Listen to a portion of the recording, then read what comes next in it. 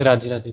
राधे राधे महाराज जी। महाराज जी, एक बार राधा नाम लेने से आपके पाप कट जाते हैं, उसी प्रकार अगर एक व्यक्ति 10 मिनट नाम कीर्तन करे व एक सारा दिन भगवान के नाम सुमिरन में लीन रहे, दोनों की फल में क्या अंतर होगा महाराज जी? एक भगवान को अधीन कर लेगा, एक अपने कुछ सुकृत इकट्ठा कर लेगा।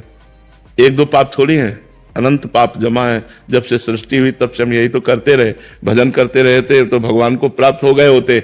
इसका मतलब हमने सिर्फ भजन नहीं किया और सब कुछ किया है। तो अब हम रात दिन जब भजन करेंगे तब हमारे सारे पाप नष्ट हो जाएंगे। एक बार, वो तो महिमा नाम की है कि एक बार नाम लिया तो आज जो तुम्हारे पाप हुए वो नष्ट हो गए। लेकिन कल परसों नरसों जो अनेक जन्मों के हैं उसके लिए आपको निरंतर नाम जप करना पड़ेगा। हृदय में जलन होती है, मन भटकता है, इसका मतलब अभी पाप बकाया है। जब तक मन शांत और निर्मल और आनंदित ना हो जाए तब तक नाम जप बढ़ाते चले जाओ, और फिर तो स्वभाव बन जाएगा, नाम जप छूटेगा नहीं, अभ्यास में आ जाएगा। इसलिए खूब नाम जप करो। जब तक हृदय में भगवदानंद की अनुभूति ना हो जाए तब तक नाम को पकड़ो, फिर नाम तुम्हें पकड़ लेगा। फिर तुम छोड़ना चाहो तो नहीं छोड़ेगा। एक संत के पास एक शिष्य गए और कहा 18 वर्ष से आपका दिया हुआ नाम जप रहा हूं, कोई लाभ तो मुझे दिखाई नहीं दिया। तो उन्होंने कहा ठीक है, हम दूसरा नाम देंगे, 24 घंटे का हमें समय दो। तुम हमें गुरु मानते हो? बोले हाँ। बोले तुम्हें हमारी कसम है, अब एक बार भी राम नाम नहीं निकलना चाहिए, और कल आना, हम दूसरा तुम्हें नाम दे देंगे। तो जो ही हटे सो अभ्यास में राम राम, और वो रोने लगे। बोले गुरुजी आपकी कसम तोड़ नहीं सकते लेकिन नाम नहीं छूट सकता।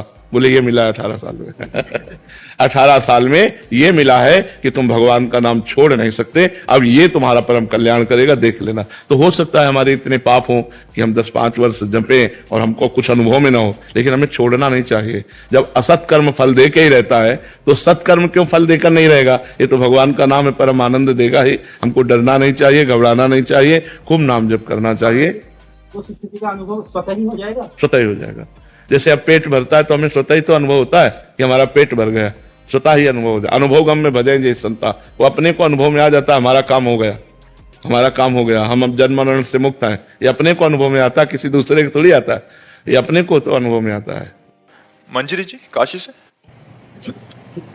राधे राधे महाराज जी।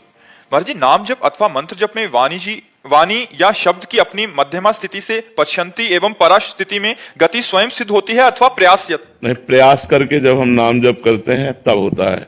जैसे हम 2 वर्ष लगभग वाचिक प्रयास करें तो उपांशु चलने लगेगा, उपांशु फिर लंबे समय तक प्रयास करें तो फिर मानसिक चलने लगेगा, और जब मानसिक चलने लगता है तब वो फैलता है पश्चंती परावाणी में। फिर रोम रोम और रग रग बोले तब कुछ स्वाद नाम को पावे, नस नाड़ियों तक में नाम का प्रभाव समा जाता है। नाम श्वास दो बिलक चलत है, इनको भेद न मुंह को भावे, श्वास ही नाम नाम ही श्वासा, नाम श्वास को भेद मिटावे, रोम रोम तब रग रग बोले तब कुछ स्वाद नाम को पावे। फिर वो अलौकिक स्थिति हो जाती है। तो हमें प्रयासरत रहना है, स्वयं नहीं होगा, प्रयासरत रहना है, स्थिति स्वयं होगी। नाम जप का प्रयास हमें करना है, स्थिति स्वयं होगी। सागर जी मुंबई से। राधे राधे। महाराज जी, धर्म अर्थ काम मोक्ष ये 4 पुरुषार्थ से भगवत प्राप्ति हो सकती है?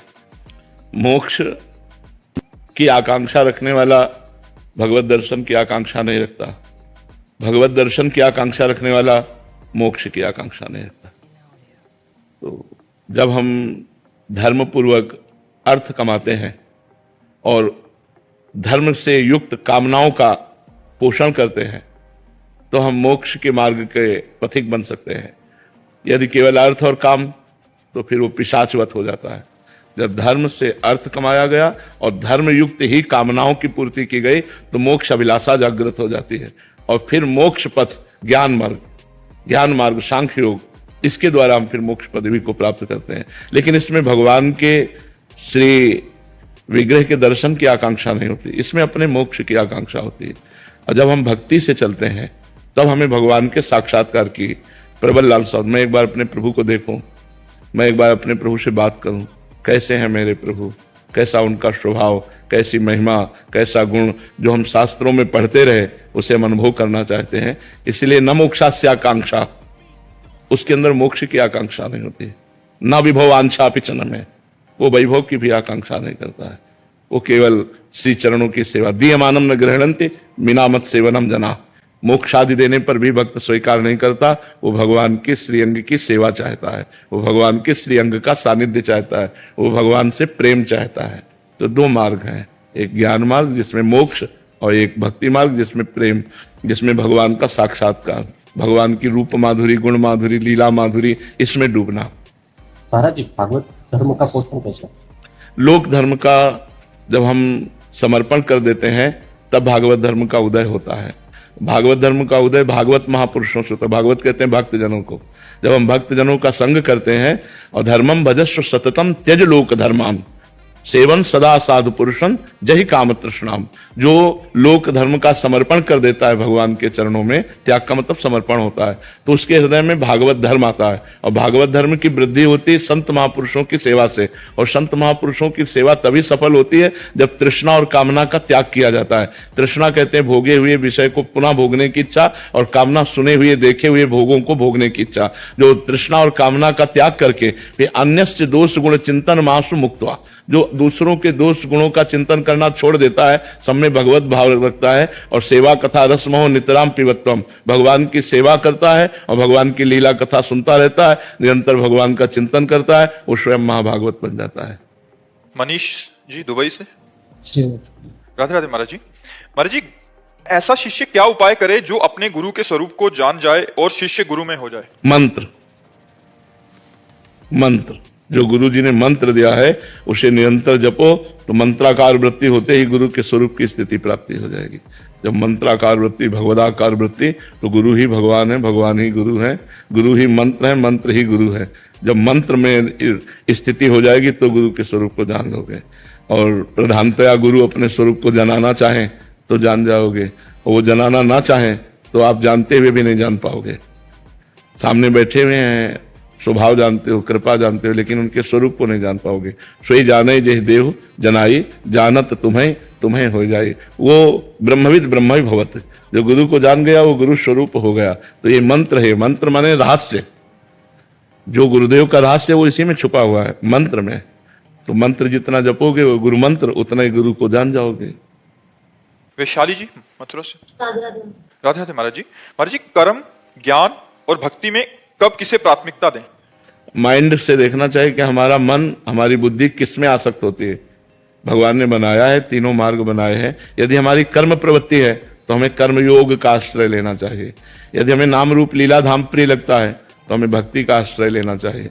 यदि हमें मोक्ष अभिलाषा है और सब पूरा संसार सुना नजर आता है तो फिर हमें कैवल्य ज्ञान का मार्ग लेना चाहिए। हमें देखना चाहिए कि हम अधिकारी किस मार्ग के हैं। वो ये थोड़ी कि इसमें कौन श्रेष्ठ है, सब श्रेष्ठ है। ये तो घाट बने हुए हैं, यमुना जी तो एक ही हैं, घाट बहु तेरे, तो ये घाट है कर्म योग, ज्ञान योग, भक्ति योग। इनके द्वारा जो हम स्नान करते हैं, अवगाहन करते हैं, वो एक ही परब्रह्म परमात्मा का करते हैं। वो 10-20 थोड़ी है, वो एक ही है। ये घाट है। योग जो है, योग मार्ग ये घाट है। भक्ति योग, ज्ञान योग, कर्म योग, अष्टांग योग, इनके द्वारा एक ही परमात्मा का अवगाहन होता है। तो अपने को देख लेना चाहिए कि हम किस मार्ग के अधिकारी हैं, हमारा कहाँ भाव लगता है, तो वैसे ही चलना चाहिए। श्वेता जी शिवपुरी से। राधे राधे महाराज जी। महाराज जी, मेरा प्रश्न है कि ये भजन सतत करने का प्रयास तो कर रही हूं, पर ऐसा लगता है कि कम है। तो आपने बताया कि समर्पण, मतलब कह रहे हैं कि समर्पण करने मात्र से मतलब मालिक स्वीकार कर लेते हैं, तो महाराज जी इससे हो जाएगा? हम अगर समर्पण कर देंगे, भजन कम भी हो? जब समर्पण हो जाएगा तो भजन निरंतर अपने आप होगा।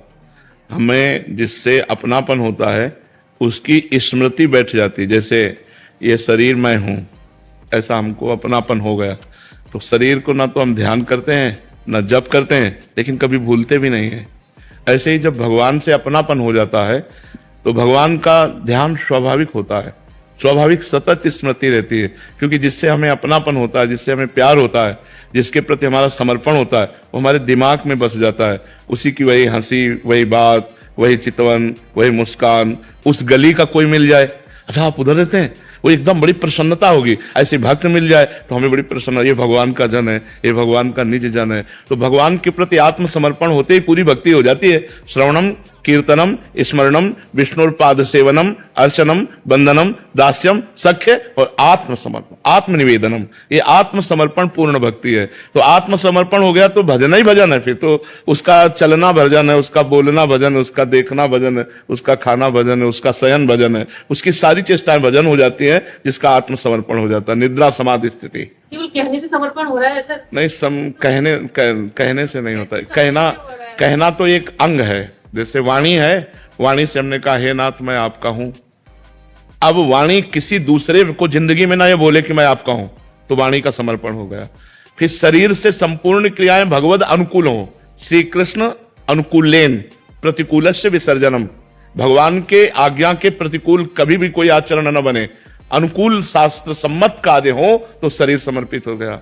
और भगवान में ही निरंतर लगा रहे मन, ये मन का समर्पण हो गया। और स्वयं मैं भगवान का दास हूं, ये अहंकार आ जाए तो अपना स्वयं का समर्पण हो गया। तो तन वांग मनोभीर अमलई सोहम तवई वाश्रिता, शरीर से, मन से, वाणी से, स्वयं निर्मल भाव से मैं आपकी शरण में हूं, मुझे आपसे कुछ चाहिए नहीं, मैं आपका हूं, आप मेरे हो, बस इतनी बड़ी बात हमारी बन गई।